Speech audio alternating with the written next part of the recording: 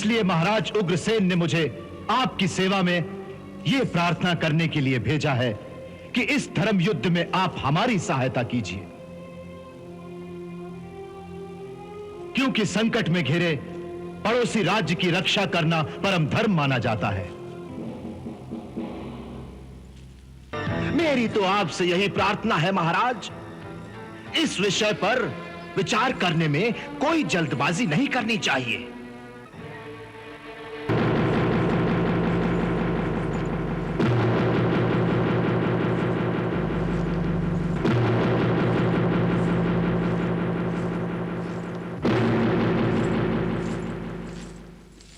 मैं कौरवपति महाराज धृतराष्ट्र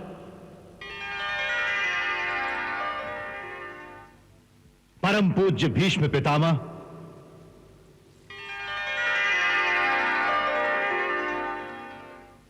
मंत्री महात्मा विदुर,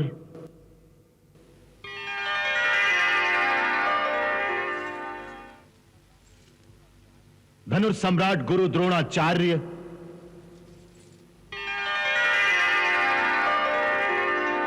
श्रद्धेय गुरु कृपाचार्य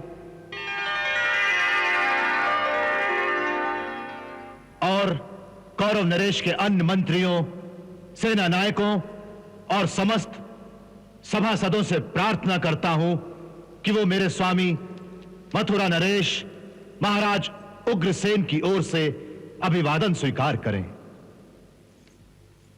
अक्रूर जी, आपका इस सभा में स्वागत है। आसन ग्रहण करें। महाराज, इस अनुग्रह के लिए बहुत बहुत धन्यवाद, किंतु क्षमा करें महाराज, इस समय मैं आसन नहीं ग्रहण कर सकता। क्यों? क्योंकि महाराज, इस समय मैं आपसे कुछ मांगने आया हूं और मांगने वाला अपने दाता के सामने आसन पर नहीं बैठ सकता। हम आपकी वाक्पटुता से प्रसन्न हुए। कहिए, आपके यहां पधारने का क्या कारण है? महाराज, मैंने कहा ना कि मैं कुछ मांगने आया हूं। क्या मांगने आए हैं? सहायता।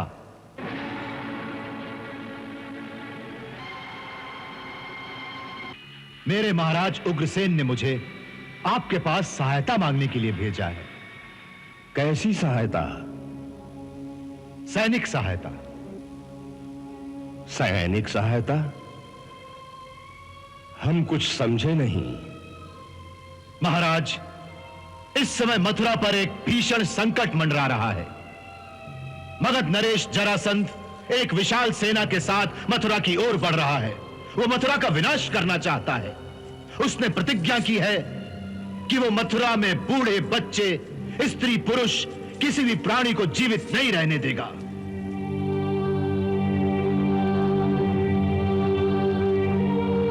उस पैशाचिक नरसंहार से मथुरा की निरीह प्रजा की रक्षा करने के लिए हम उससे अकेले नहीं लड़ सकते हैं।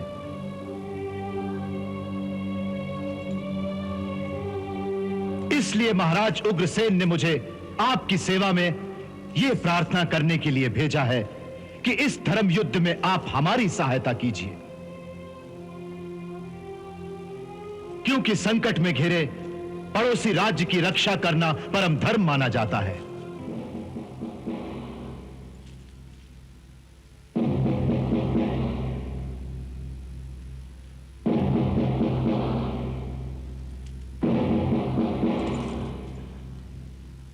वैसे भी महाराज, राजनीति की दृष्टि से देखा जाए तो जरासंध को हराने में हमारी सहायता करना आपके लिए अत्यंत आवश्यक है। क्यों? क्योंकि यदि जरासंध ने मथुरा पर अधिकार कर लिया तो उसके राज्य की सीमाएं आपकी सीमाओं को छूने लगेंगी। इसका अर्थ यह है कि यह एक विशाल शक्ति आपके सिर पर चढ़ जाएगी। इससे किसी समय भी आप भी स्वयं संकट में पड़ सकते हैं।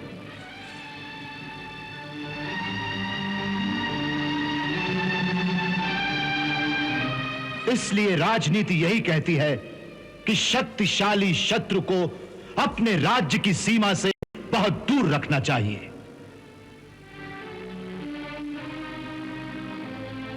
महाराज, मुझे पूर्ण विश्वास है कि आपके परम बुद्धिमान मंत्रीगण और आपके परम तेजस्वी शूरवीर महारथी जो इस सभा में बैठे हैं, वो मेरी बात का अनुमोदन करें।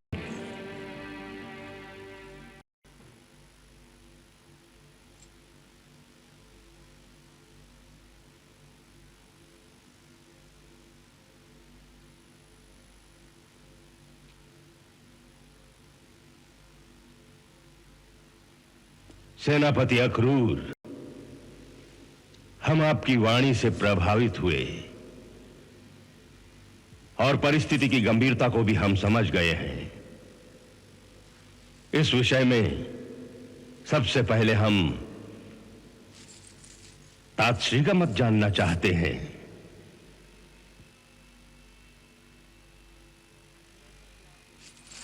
जैसा कि आपने कहा, परिस्थिति सचमुच बहुत गंभीर है। हमारा एक पड़ोसी राज्य संकट में है।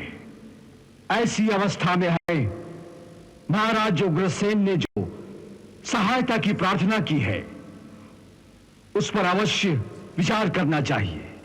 तातश्री बिल्कुल ठीक कहते हैं महाराज, अवश्य विचार करना चाहिए। यह विषय इतना गंभीर है कि इसके हर पहलू पर सोच विचार कर ही हमें कोई निर्णय लेना चाहिए। उचित विचार किए बिना हमें जल्दी में कोई निर्णय नहीं लेना चाहिए।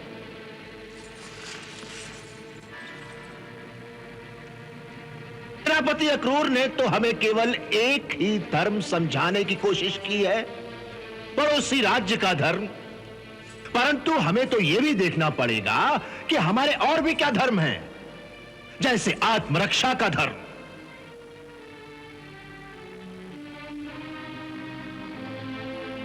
शास्त्र कहता है कि मनुष्य का सबसे पहला धर्म है आत्मरक्षा। हमें उस पहलू को भी देखना चाहिए कि जिसने हमारा कुछ नहीं बिगाड़ा, ऐसे महान शक्तिशाली जरासंध से बिना किसी कारण किसी दूसरे के लिए शत्रुता मोल लेनी चाहिए या नहीं?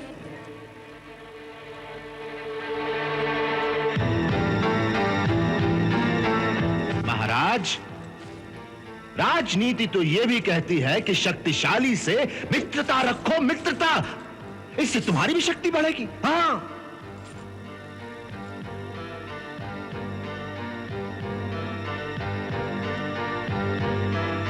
मेरी तो आपसे यही प्रार्थना है महाराज, इस विषय पर विचार करने में कोई जल्दबाजी नहीं करनी चाहिए।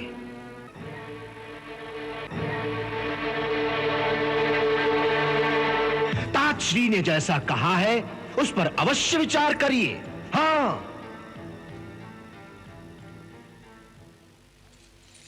परंतु हर पहलू पर सोच समझकर, और उसके लिए आपको समय चाहिए महाराज, समय। हां,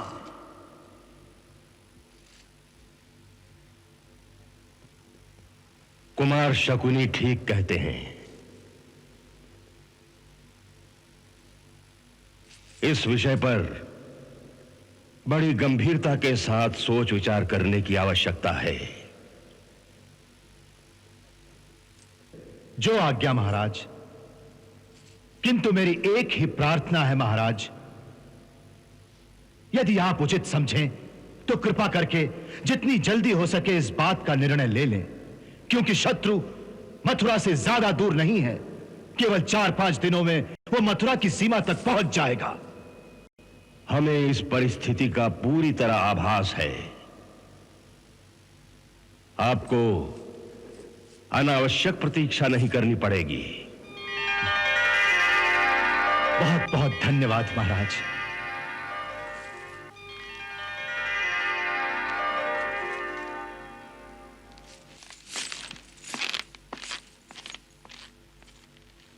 जीजा श्री, जो बात मैं आपसे कह रहा हूं वो आपके हित में है। आप उस दासी पुत्र विदुर की बातों में मत आइए। जो राजनीति वो आपको सिखा रहा है वो कदाचित आपके हित में नहीं है। क्या यह हमारे हित में नहीं है कि जरासंध से टक्कर लेने में हमें मथुरा वालों की सहायता करनी चाहिए?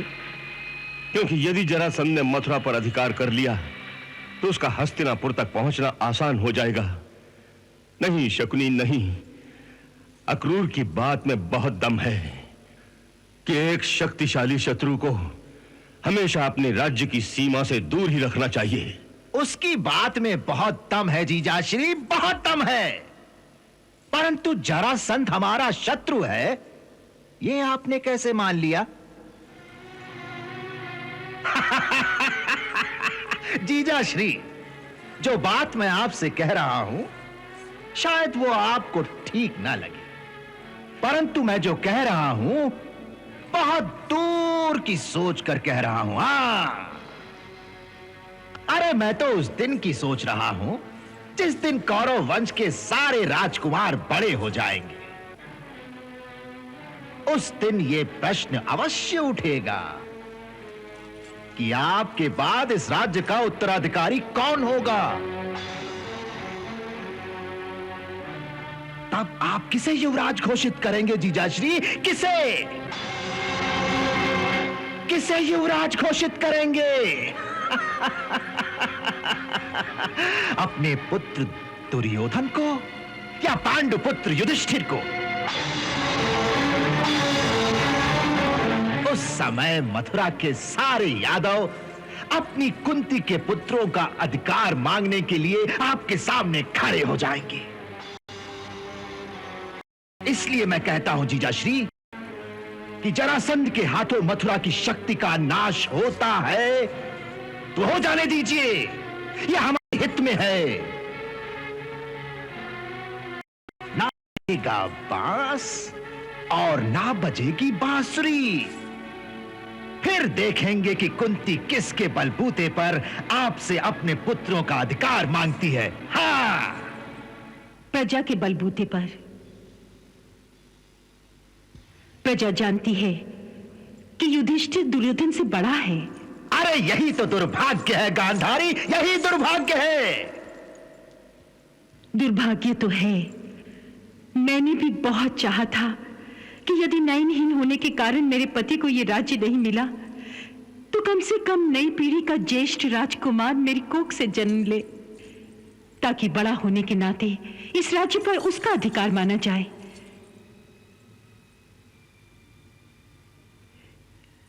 कुंती से पहले मैं गर्भवती हो गई थी, परंतु अपने भाग्य का क्या करूं कि मेरा गर्भ 2 साल तक मेरे पेट में ही स्तंभित रह गया।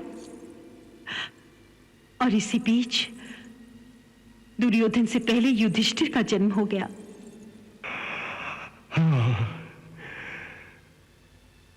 सचमुच ये कितना बड़ा दुर्भाग्य है।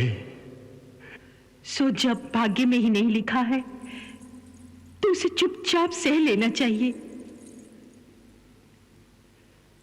इसीलिए कहती हूं भैया कि दुर्भाग्य से लड़ने के लिए इन्हें अधर्म का मार्ग ना दिखाओ। अरे ये धर्म अधर्म की व्याख्या तुम कब से करने लगी गांधारी? तुम कब से करने लगी?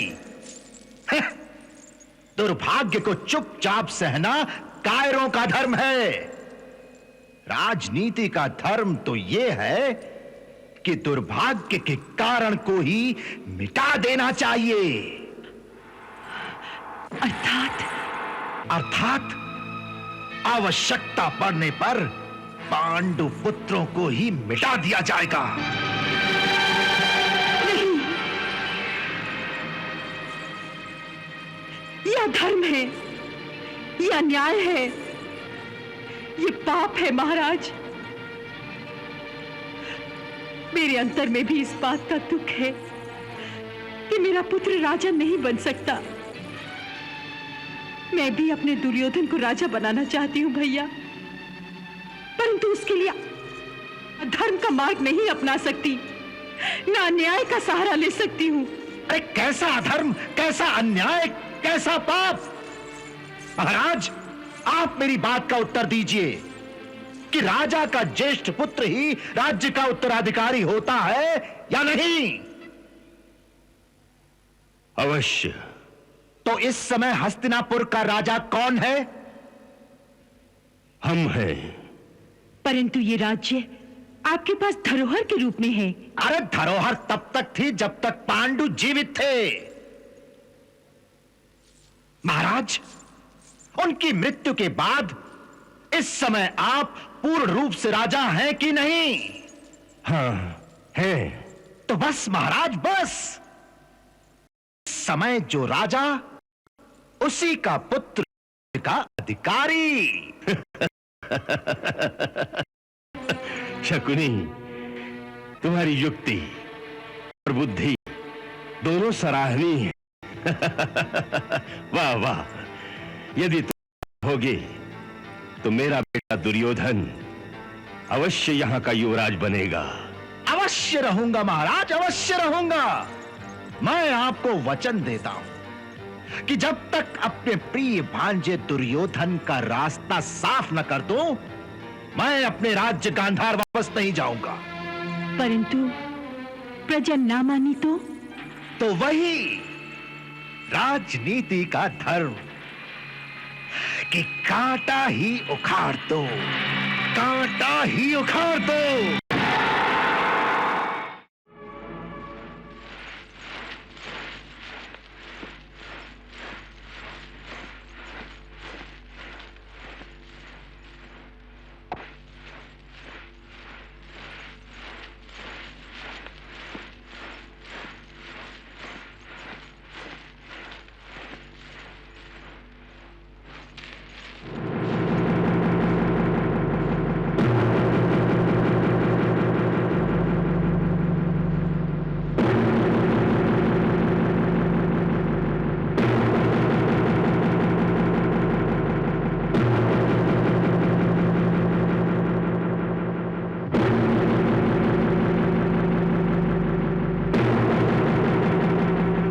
हस्तिनापुर नरेश, कौरवपति महाराज धृतराष्ट्र के चरणों में शौफलक पुत्र अक्रूर का प्रणाम स्वीकार हो।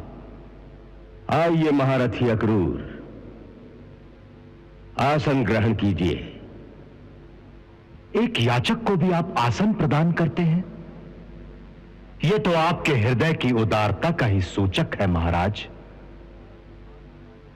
परंतु मांगने वाले के लिए आसन से अधिक महत्व इस बात का है कि उसकी मांग को पूरा कर दिया जाए।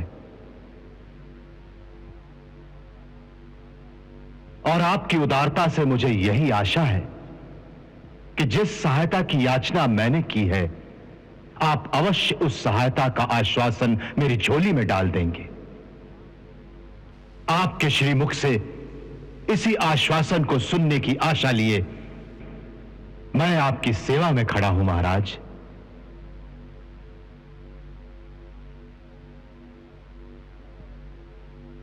महारथी अक्रूर, हमने आपकी मांग पर बहुत गहराई के साथ सोच विचार किया है और अपने मंत्रियों से मंत्रणा भी की है। हम सब इस बात से सहमत हैं कि आपकी मांग उचित है। मथुरा पर आए हुए संकट को टालने के लिए यदि संभव हो तो हमें महाराज उग्रसेन की सहायता अवश्य करनी चाहिए। और ये इसलिए भी आवश्यक है क्योंकि महारानी कुंती के रिश्ते से मथुरा राज्य के साथ हमारा घनिष्ठ संबंध भी है। परंतु ये तभी हो सकता है यदि ऐसा करना संभव हो तो।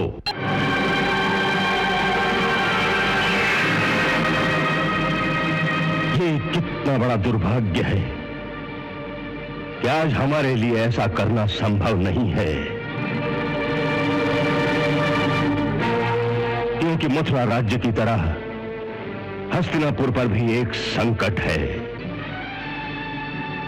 अंतर केवल इतना ही है कि आपका संकट तो प्रत्यक्ष है, जो सबको दिखाई देता है, परंतु हमारा संकट अप्रत्यक्ष है, जिसे कोई बाहर वाला नहीं देख सकता, परंतु मैं देख सकता हूं।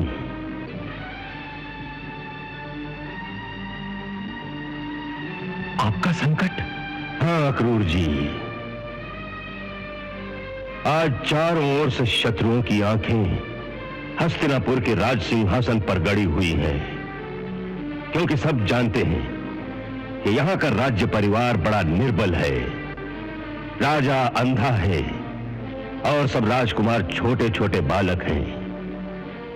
ऐसी अवस्था में किसी समय भी हम पर आक्रमण हो सकता है। ऐसी परिस्थिति में यदि हमने अपनी सेना मथुरा की सहायता के लिए भेज दी तो उसका अर्थ होगा स्वयं मृत्यु को बुलावा देना। और मथुरा की रक्षा करने के लिए हम हस्तिनापुर को संकट में नहीं डाल सकते।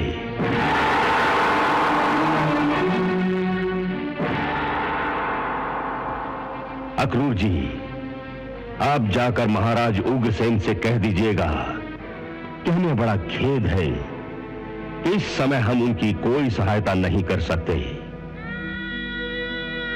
हाँ, हम भगवान से प्रार्थना अवश्य करेंगे कि वो उनकी सहायता करें। आप इतना ही करेंगे वो भी पर्याप्त होगा महाराज, क्योंकि जब भगवान ही उनकी सहायता करेंगे फिर उन्हें किसी दूसरे की सहायता की आवश्यकता ही कहां होगी। आपकी सद्भावना के लिए मैं अपने महाराज की ओर से आपको धन्यवाद देता हूं।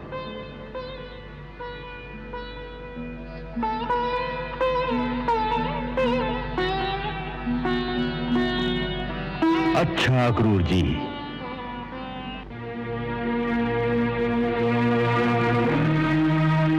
महाराज, जाने से पहले यदि आपकी आज्ञा हो तो मैं आपको वो संदेश सुनाना चाहता हूं जो श्री कृष्ण ने मुझे आप तक पहुंचाने के लिए कहा था।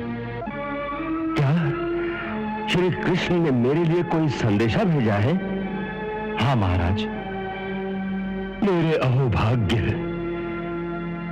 अक्रूर जी, मैंने बहुतों से सुना है कि माता पृथ्वी का भार उतारने के लिए स्वयं सर्वशक्तिमान भगवान ने श्री कृष्ण के रूप में स्वयं यदुकुल में अवतार लिया है।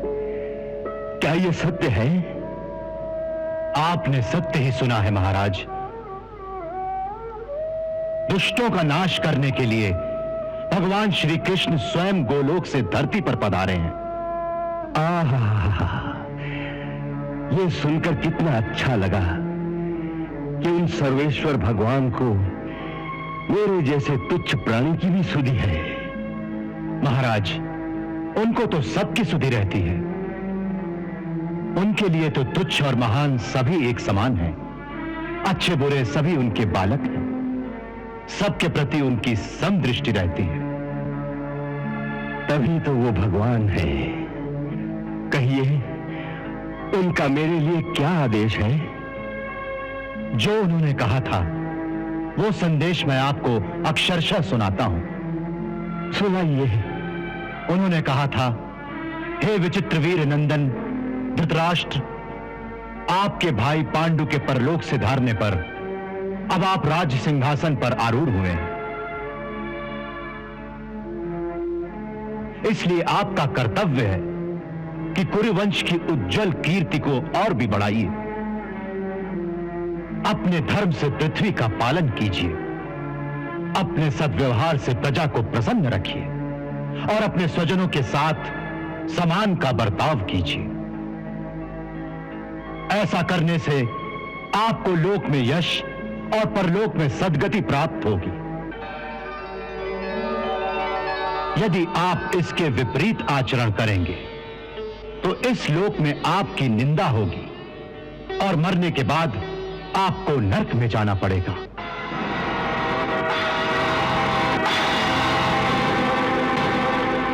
इसलिए अपने पुत्रों और भाई के पुत्रों के साथ समानता का व्यवहार कीजिए।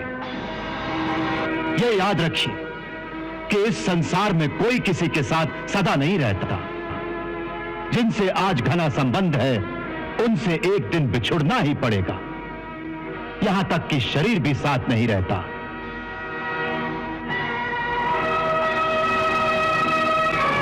जीव अकेला ही पैदा होता है और मरकर अकेला ही जाता है।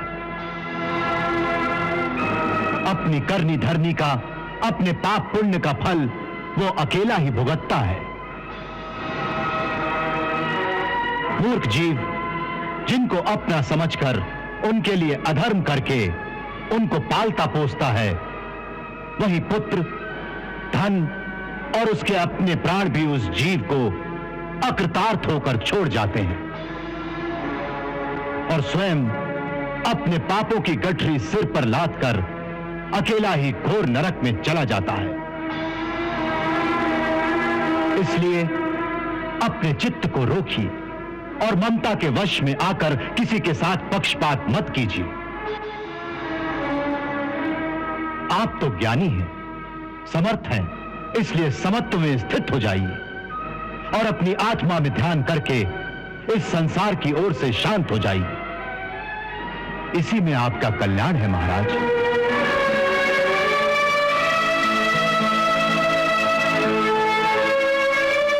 अक्रूर जी, भगवान श्री कृष्ण ने सचमुच ही मेरे कल्याण की बात कही है।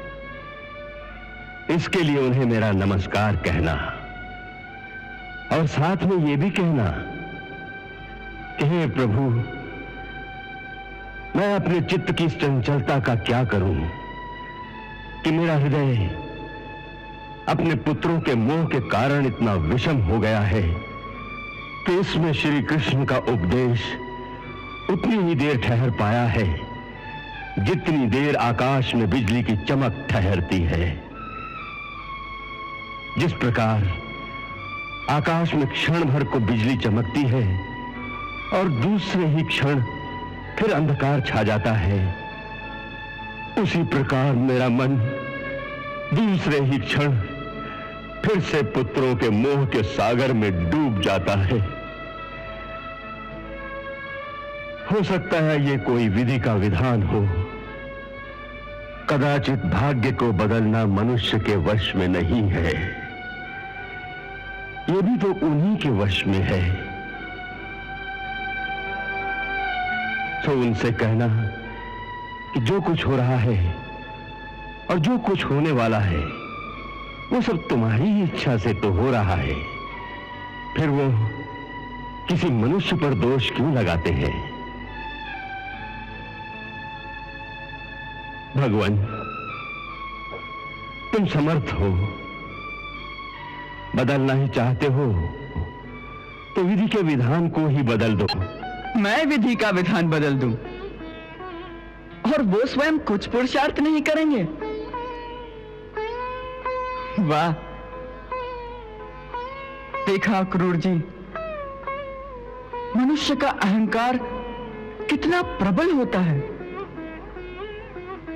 कि यदि स्वयं भगवान भी उसे उपदेश दें तो भी उस पर कोई असर नहीं होता। वास्तव में ये अहंकार ही मनुष्य का सबसे बड़ा शत्रु है, क्योंकि जब तक वो अहंकार की सीमा को पार नहीं करता वो भक्ति के क्षेत्र में प्रवेश नहीं कर सकता, और जब तक भक्ति नहीं तब तक भगवान की बात कौन सुनेगा? वैसे भी कौरव वंश का जो विनाश विधिना ने उनके भाग्य में लिख रखा है उसे कौन रोक सकता है? वैसा ही कर्म करेंगे वो। कृष्णा